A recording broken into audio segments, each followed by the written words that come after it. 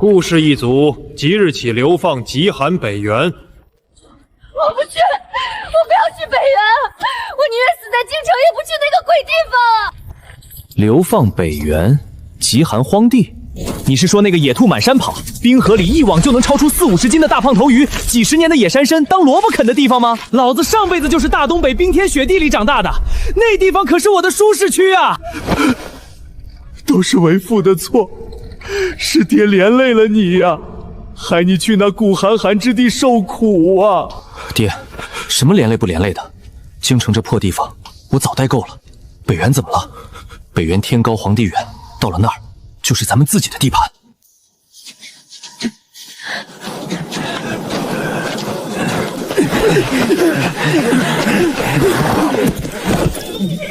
就送到这儿了。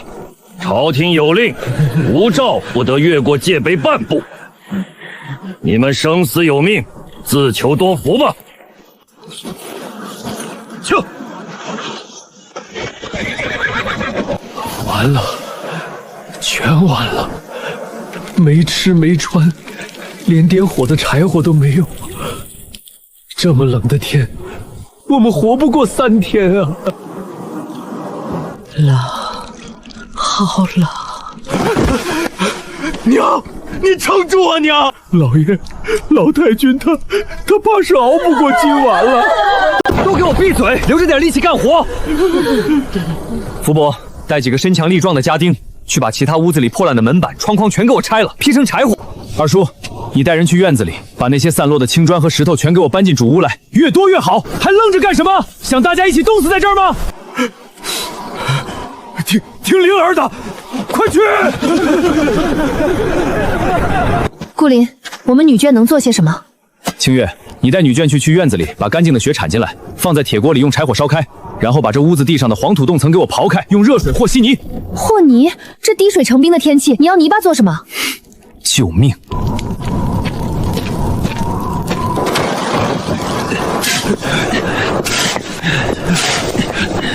二叔，砖头不要垒死，中间要留出通道。对，就是这样，呈 S 型走向。清月，把和好的热黄泥端过来。来了。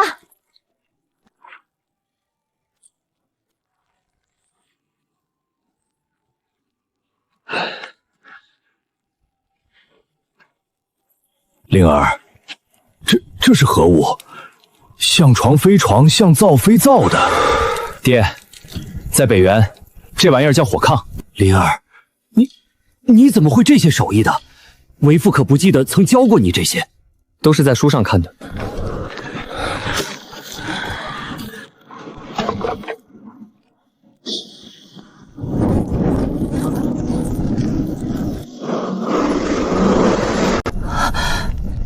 没冒烟，竟然一点烟都没露出来。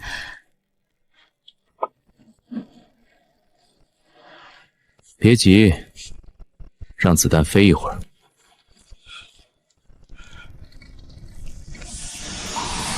热了，石头热了。大少爷，这泥台子它是热的。快，把老太君抬到炕上去。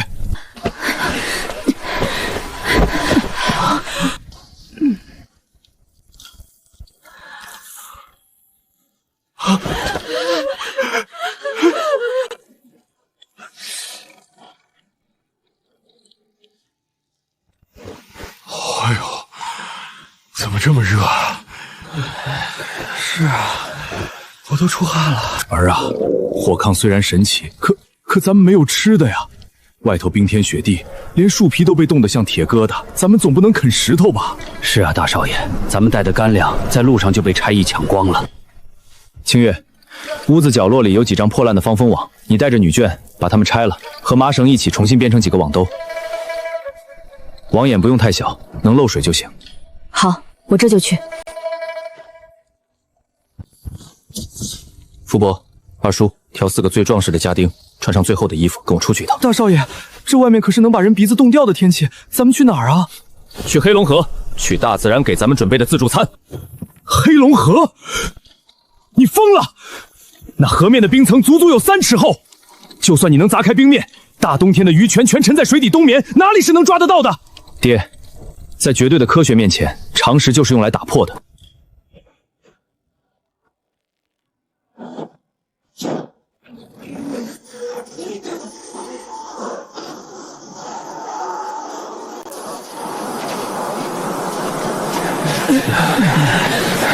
大少爷，这冰太厚了，根本砸不穿啊！少废话，把雪扫开，找冰层透亮的地方。给我砸！北原的冰果然够硬，不过再硬也硬不过重力加速度。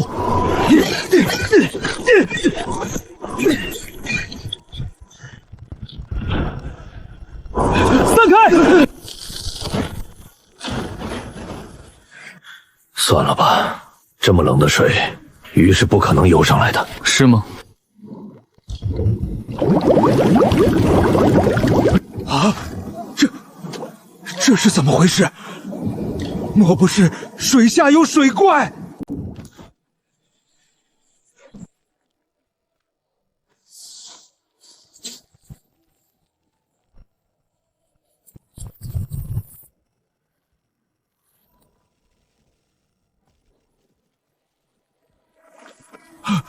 我的老天爷啊！鱼自己跳出来了，这是龙王显灵了！发什么呆？龙王不管饭，我管！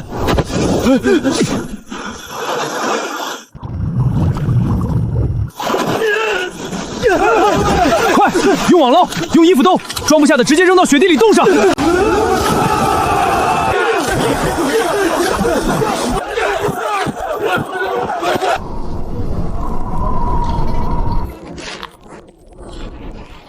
够了，留得青山在，不愁没鱼吃。这冰眼雪盖上，搬鱼回营。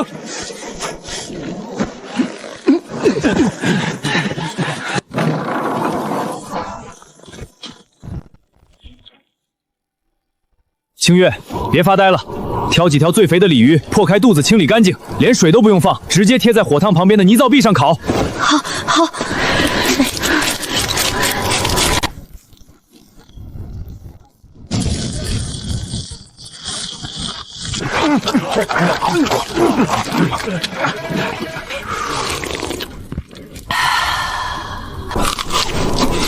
活过来了，老天保佑，咱们顾家命不绝呀！爹，这不是老天保佑，这是重公爷与科学的恩赐。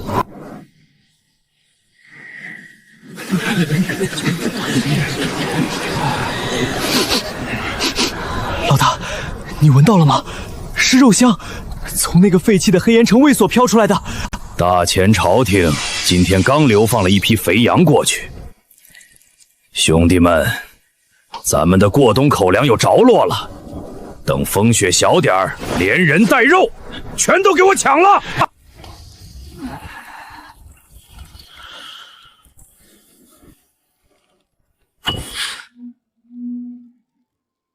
鱼儿上钩了。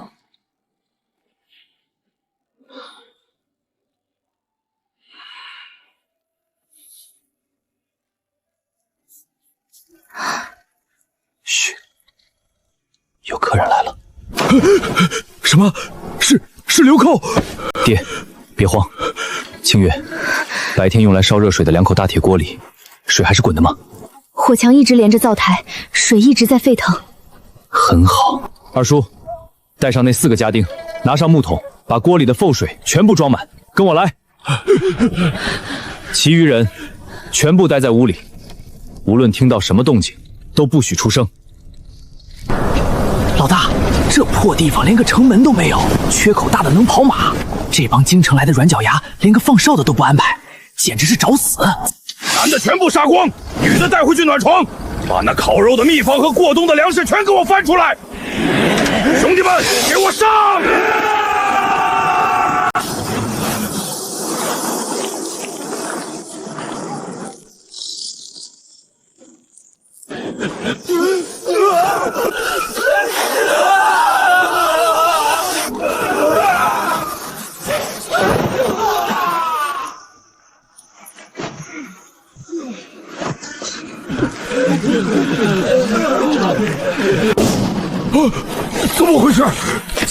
了，这地上怎么滑得像抹了油？点火把！混蛋！有种下来跟爷爷单挑，用这种妖法算什么好汉？单挑？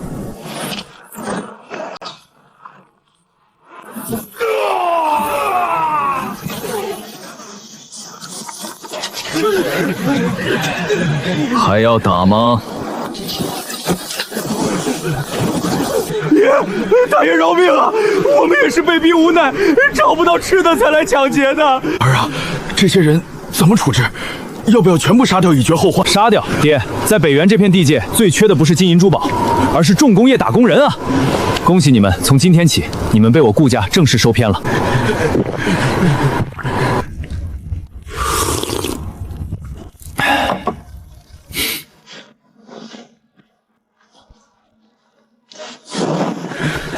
想吃吗？想吃就得干活，我从不养闲人，也不留废物。干得好的，一天2顿热汤热饭，火炕管够；偷奸耍滑的，直接扔进血窝子里喂狼。听懂了吗？听懂了，大少爷让我们干啥我们就干啥。很好，二叔，给他们一人发一个窝窝头垫垫肚子，吃完拿上铁镐和铲子，跟我进后山。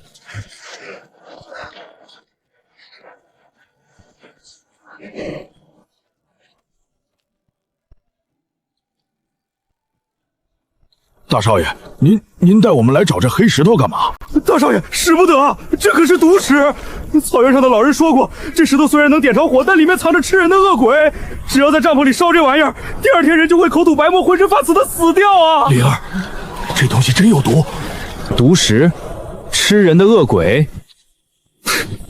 那叫一氧化碳中毒。只要不完全燃烧，连烧柴火都能憋死人，简直是暴殄天物。守着金山要饭吃，全都有，给我抡起镐头挖！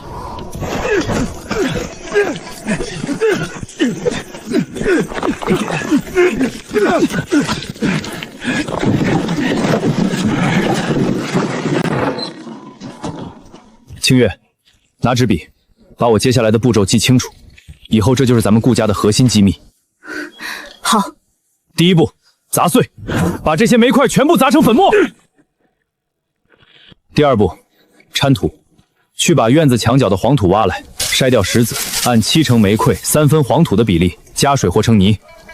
灵儿，这好好的生火材料，为什么还要掺上泥巴？这还能烧得着吗？纯煤燃烧速度太快，而且容易产生碎屑和毒烟。掺入黄土作为粘合剂，不仅能控制燃烧速度，延长使用时间，还能让火焰更加稳定。这就是现代。这就是科学。第3步，脱模。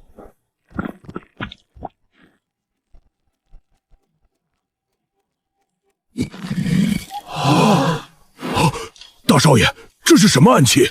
这叫蜂窝煤。这泥巴壳子真能烧。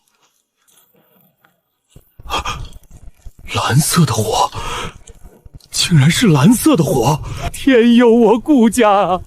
有了这等神物，这北原再冷，咱们也冻不死了。神迹！大少爷是天神下凡啊！这蜂窝煤造如此端内，或者是卖给那些怕冷的游牧部落，咱们顾家岂不是……爹，这叫战略资源。在北原，谁掌握了能源，谁就掌握了命脉。这蜂窝煤我们自己用，我要用它跳动更大的财富。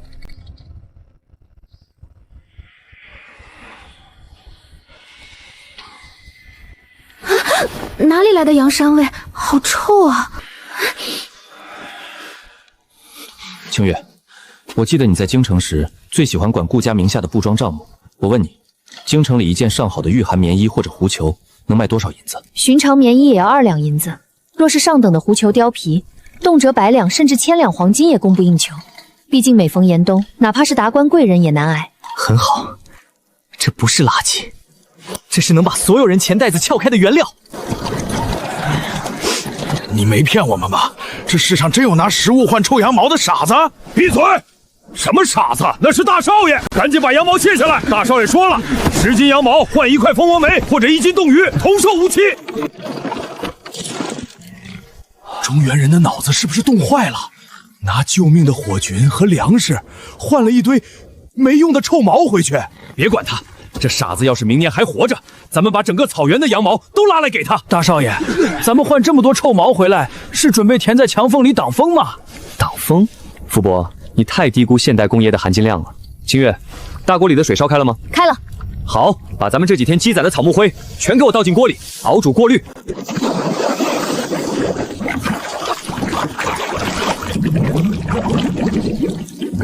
捞出来，放到清水大缸里漂洗，然后铺到火墙边烘干。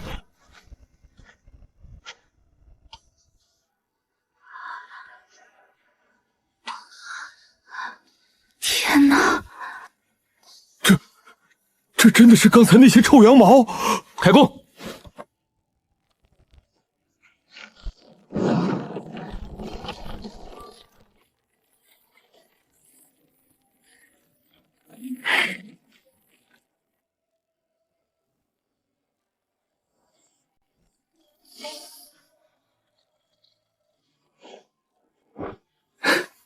怎么样？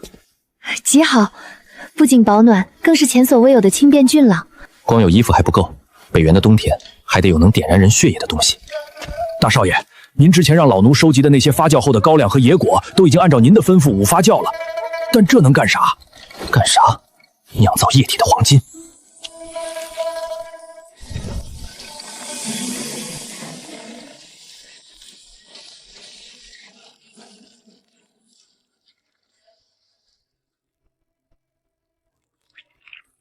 兄弟们，过来，尝一口。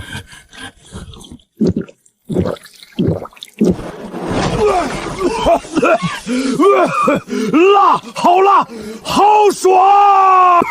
大少爷，这是神仙喝的琼浆玉液啊！和这酒比起来，我们以前喝的简直就是马尿。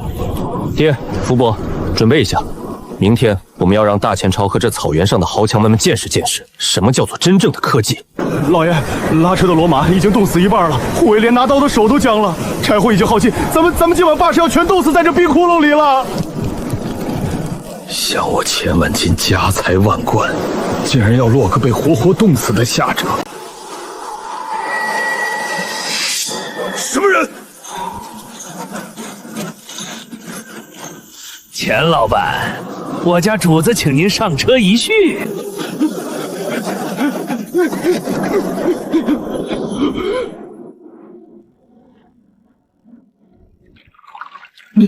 你是京城顾家的那位纨绔大少爷，你没死。钱老板，买卖人只谈生意，不论生死。外面天寒，喝杯水暖暖身子。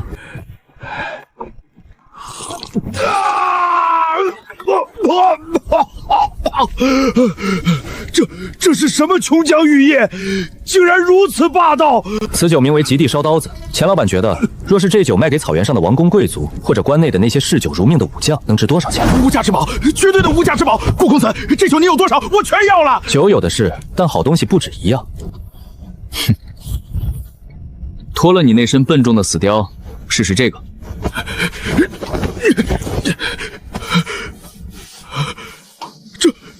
这布料没有经纬接缝，竟然还能拉伸。这叫云丝雪甲，不仅保暖，更是轻便，不阻碍动作。钱老板，京城的达官贵人们冬天穿得像个肉球，连走路都要人扶。若是能穿上这等仙家奇物，既能保暖，又能彰显风度，他们愿出多少银子？顾公子，您是我活祖宗，这两样神物您开个价吧。我这人做生意向来公道，烧把子50两白银一坛，2斤装；云丝雪甲100两白银一件。100两，顾公子，您太仁慈了。我商队里现在有现银6万两，外加价值4万两的金铁锭、粗盐和粮食，我全部用来换您的酒和衣服。公子，您这是救了我的命，又送了我一场天大的富贵呀！钱老板爽快。福伯，叫兄弟们来卸货。这就是点石成金的仙法吗？清月，把银子收好，从今天起，你就是咱们顾氏重工的首席财务官了。咱们现在有钱有粮，这北原再也困不住咱们了。爹，你错了，匹夫无罪，怀璧其恶。在这北原，没有绝对的武力保护，再多的钱也只不过是替别人保管的战利品罢了。大首领，探子汇报，南边那个废弃的黑岩城里，不仅有能御寒的色神石，还有喝了能让人喷火的神酒和仙衣。据说那群中原人富得流油，连皇上的马队都把丞相的银子往那儿送。区区几十个中原流放犯，竟敢在老子的地盘上守着一座金山！传我命令，集结3000狼骑兵，明天一早踏平黑岩城。财富和神药，全都是我呼延拓的。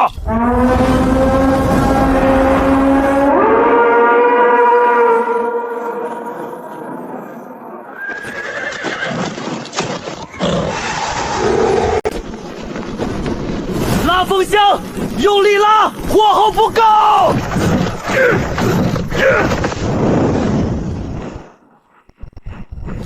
铁化了，全化成水了。好，加石灰石，给我狠狠的搅。出炉，倒入模具，打铁发队，抡锤子。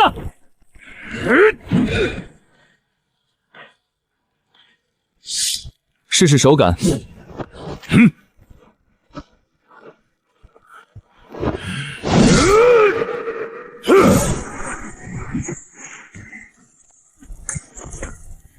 神兵，这是削铁如泥的神兵啊！削铁如泥算什么？有了武士基础皮，还得有机动性。北原的雪这么深，草原骑兵就是活靶子。现在全员换装。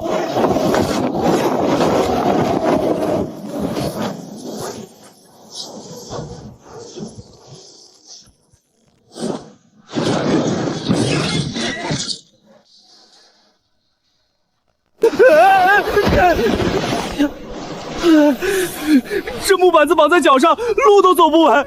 大少爷，这怎么打仗啊？走不稳，老子教你们怎么飞。这就是踏雪无痕的轻功吗？有了这等神兵利器和踏雪仙法，莫说贪狼部落，就算是朝廷大军来了，咱们也有一战之力啊！全军听令，给你们半天时间适应滑雪板，傍晚时分随我出城狩猎。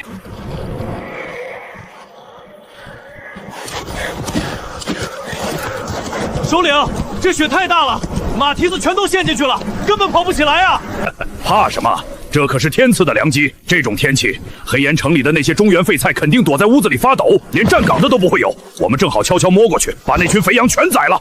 可是首领，我听说那个叫顾林的小子有点邪门。放屁！一个京城来的小白脸能有什么本事？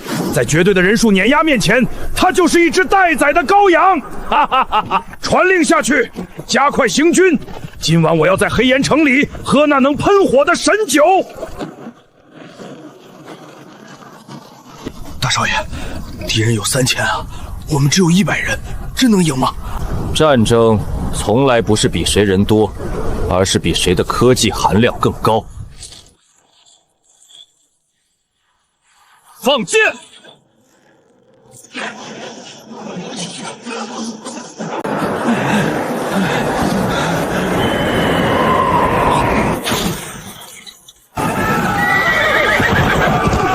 一起有埋伏！混蛋！敌人在上面，给我还击！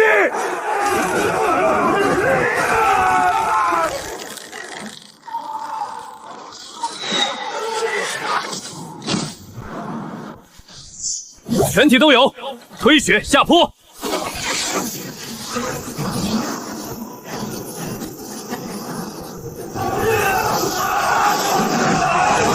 挡住他们！快挡住！不许退！谁敢退，我砍了谁！擒贼先擒王！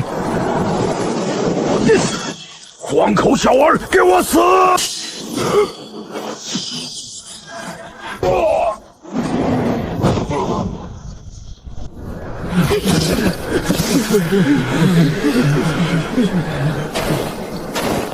韩探亮一塌糊涂，也敢叫宝刀？全部绑了，带回黑岩城。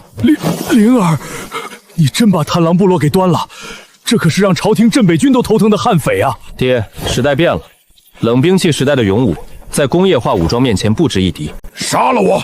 草原的狼绝对不会向你们屈服。听说你们草原人身体底子好，力气大，很好，从今天起，你们就是我顾氏重工的荣誉矿工了。大少爷，不好了！咱们的人，许多人开始牙龈出血，浑身无力，甚至身上长出奇怪的紫斑。是不是这北元的血里有毒啊？不是中毒，是化学病。这可地水成冰的鬼天气，莫说是蔬菜，连个绿草都找不到啊！之前高的土地冻得是铁疙瘩一样，根本种不活。谁说种不活？没有适合种地的环境，那我们就用重工业硬造一个环境出来。爹，带人去黑龙河边，把那些白色的石英砂全给我挖回来。福伯，去把石灰石和咱们剩下的草木灰全部集中起来。大少爷，您这是要……我要烧玻璃，建温室大棚。拉风向，把温度给我拉满。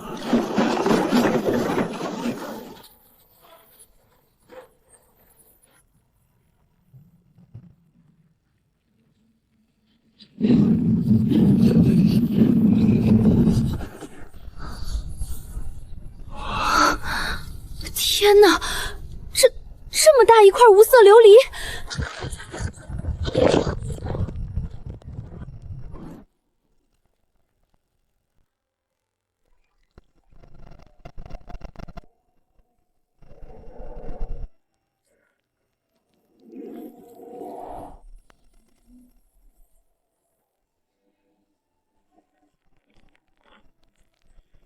甜，好甜的菜，活了50岁，老夫从来没吃过这么好吃的菜。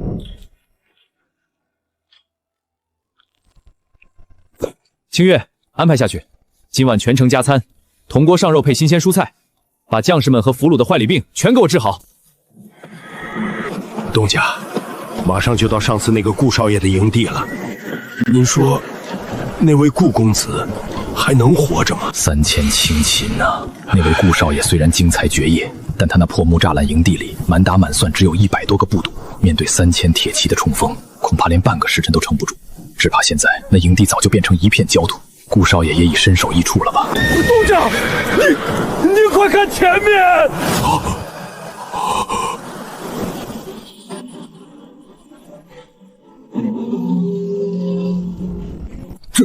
这是什么怪物？难道是神仙一夜之间搬来了一座铁山吗？走，过去看看。钱老板，你可算来了，我家公子等你多时了。不过，这次你带的货够多吗？你们没事？那贪狼的3000铁骑呢？早都被我们收编了，现在正在后山挖煤呢。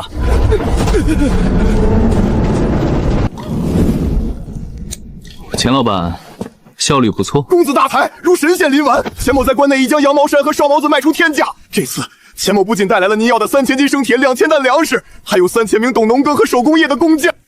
3000工匠，钱外晕，你立了大功。这3000人我全盘接收。这城外的百里荒原雪马上就要化了，我要你带来的这3000南方工匠，在接下来的几个月里，把这黑岩城给我开垦成塞外的江南水乡。报！北元大捷！前户部尚书之子顾林率领4军于白骨原外100里，全歼北元第1大寇贪狼部落，斩首1000人，俘虏贪狼大汗，缴获战马牛羊无数。困扰我城北京数十年的贪狼之患被彻底平定。好！陛下，大捷固然可喜，但老臣心中却有大患呐。陛下，首府何出此明鉴？那顾林不过是个流放之臣，他哪里来的兵器陈马，哪里来的粮草去剿灭悍勇无双的贪狼部落？据暗探密报，顾林在白骨原大兴土木，建起了一座刀枪不入的灰色坚城。他手下不仅有斩马拒敌的重甲部族，更有能连发碎石的神秘暗器。如今他灭了贪狼，吞并了北元的势力，拥兵自重，俨然已是北元的无冕之王。此子若留于塞外，假以时日，必成伟大不料之事，甚至会挥师南下，威胁京师啊！那依首府之见，该当如何？猛虎在山难除，又到笼子里便是家猫。明升暗降，诱虎出山。陛下可立刻下旨，为其家族彻底平反，用高官厚禄、金银财宝赏赐予他，召他回京官复原职。只要他顾林踏入京城这天罗地网，失了北元的根基，这猛虎也就变成任人宰割的病猫了。准奏！传大内总管携朕的圣旨与中宝，即刻前往北原宣旨。奉天承运皇帝诏曰：顾氏一族沉冤昭雪，今念顾林剿灭贪狼部落，安定北疆，居功至伟，特赏黄金1万两，锦缎1000匹。着顾林一家即刻回京，官复原职，赐封靖北侯，入兵部任职。钦此。侯爷，陛下对您可是天恩浩荡啊！快接旨，随老奴回京享福去吧。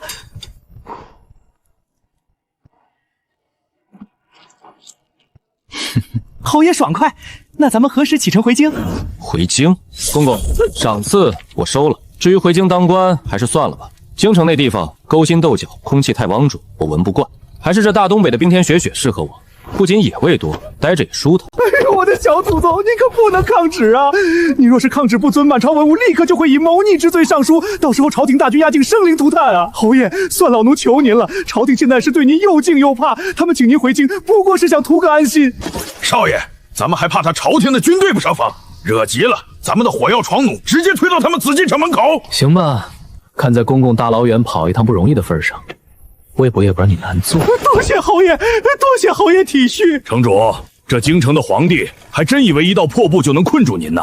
他要面子，我给他就是了。